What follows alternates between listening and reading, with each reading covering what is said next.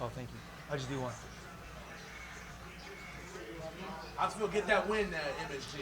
Man, it feels great, man. You know, last time I fought here, UFC 205, it was a draw, but we got fight of the night. It's just awesome to be back here at Madison Square Garden, fighting in front of my fans here in New York City, which is a home away from home for me, and to get that W, man. It's awesome to be back in the octagon. I've been out for 8 months, you know, with a knee injury, MCL and meniscus tear. Felt a little slow in the first, but as the rounds went on, I felt a little bit more comfortable being out there. My timing I felt was on point. Man, he's a tough dude, man. I knocked him down in the second round, got right back up smiling. I knew he was going to be a very hard guy to finish. I knew he was going to come out looking for the leg kicks. So I tried to bait him a little bit, but he didn't overextend on it. He's tough, man. He's tough. He's definitely number 4 for a reason. Did that surgery is one of the reasons why you didn't throw as many kicks, or was that technical, or was it both? Well, he did a very good job of catching and scooping my kicks. There's a few of them where I spun all the way around. I should have ended up throwing more double kicks. I know I threw a side kick to the body and hit him in the head with the second side kick. So I should have threw a little bit more. But yeah, a little bit, I would say so. You know, especially with my right leg. What do you think you'll have to do to get back in that title picture? You know what? Of course, obviously coming out here with a knockout would be awesome. But it didn't happen. I knew it was going to be tough. But my eyes are always upward or forward. You know what I mean? Give me the winner or loser of RDA and Lawler, man. Winner or loser, give it to me. I don't care. How damaging were the leg kicks? Say that again? How damaging were the leg kicks? Not bad, man. I didn't feel them one bit. There was several that I checked back to back. My shins felt really great. I do a lot of shin conditioning. Of course, when you have somebody like Chris Weidman kicking your legs, everybody else seems, you know, it's pretty soft. But after the fight, I can definitely feel the soreness in my legs starting to grow. Do you think he was a little distracted with all that Michael Bisping beef that he was getting into? I don't know, man. I was wondering the same thing because I was right next to him when it happened. I was like, hold up, you know, we got to fight first, man. You know, don't go out there and start throwing blows with Bisping. But I don't think so, man. He knows the game. He does a lot of trash talking as well with his opponents. He didn't do a lot with me. I have a lot of respect for him. And if it wasn't for him, we wouldn't have this fight here right now. He actually shouted me out on social media. It was like, Stephen Wonderboy, where you at, man? Of course, I was on the injured list, but I was like, hey, I'm game. Let's get it going. So saw him at a few shows, and we're like, hey, man, let's get this thing going. Let's get this fight, man. I'm like, I know. Finally, the UFC jumped on board, and we got it here at Madison Square Garden.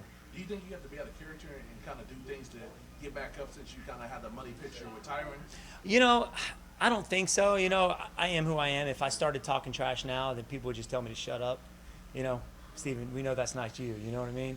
But, you know, I mean, Masvidal, he's a beast, man. He finished Cerrone in should have been the first round. You know, he went all 3 rounds with Damian Maia at his best. Couldn't finish him there. I even thought he won it. I thought Masvidal won it. So, like I said, man, you know, my eyes are forward, and I'm not giving up on that title. There's the talk that with the RDA fight, a Lawler, that they may make the winner of that, Yep. the title fight. So, like, do you have a contingency fight that may be in your head? Nope, the one of those two. You know, a lot of things that Dana White says doesn't come to fruition. You know what I mean? He does say a lot. You know, if depending on how long Tyron's out, I think he's on the injured list. So depending on that, man, give me that Lawler shot, or give me the winner of those 2 fights. If not that, if the winner gets the next shot, give me the loser. You know, I'm still working my way up. First time in a while that you don't fight 5 rounds. Does it feel fulfilling? Does Yeah. it feel like an easy day at the office? Yeah, I wouldn't say an easy day at the office, but you know, it is a little different to prepare for. I mean, with 5-minute rounds, you do have a sense of, hey, I can take some people like to take breaks up during those rounds. You know, 4th round, I want to take it easy, just stick my jab. With a 3-round fight, you know, it's like you have I think a sense of urgency, I think, in those 3 rounds to get the job done, because you only have 3 rounds to do it, you know. But even in practice, we're still doing 5-minute round fights. You know, we're always preparing for that main event or that title shot. You know what I mean? So we're always doing 5-5s. I know I could do 3-5s easy, but you know, it was a little bit different to prepare for. You know, after that 3rd round thing, I'm still thinking we're going 2 more. You know, and it was like, it's over. I'm like, oh man, okay. Welterweight is arguably the most interesting division right now. Agreed. You know, the guys at the top, as you mentioned, RDA, Lawler, yourself, Masvidal, Woodley, of course. Then you have this like influx of young guys like Oh, man. Usman and Darren Till and Mike Perry, Colby Covington. What do you make of Mr. Covington, who's ruffling a lot of feathers? He's a very He is. polarizing figure. He's playing the game, man. Let me tell you. He finished Damian Maia. Do I think it was the best Damian Maia? No, I don't. But he finished Damian Maia, man, which is a feat in its own. I mean, he's ruffling some feathers, man. He's making his shout. I agree with you. The welterweight division is, I think, the toughest and the most exciting division in the UFC right now. There's not a real set number one contender. You know, you got all these young guys coming up, like you said. Everybody in the top 10 has the potential to have the title, to be the title, the champion. They're that good. So everybody that's coming up, I'm keeping my eye on, man. But the one that, if you had it your way, would be the RDA Lawler fight. Oh, yeah.